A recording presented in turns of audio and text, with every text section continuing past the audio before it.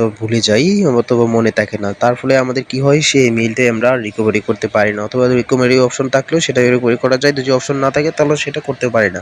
তো সেই ইমেইলের পাসওয়ার্ডটা কিভাবে আপনারা বের করবেন, আপনার নিজের ফোন থেকে সেটা খুঁজে কিভাবে বের করবেন সেটাই আজকের এই ভিডিওতে বিস্তারিতভাবে দেখাবো। তো এরকম আরো ইম্পোর্টেন্ট ভিডিও পেতে আমাদের এই আইডিটা ফলো দিয়ে পাশে থাকবেন এবং লাইক কমেন্ট শেয়ার করবেন।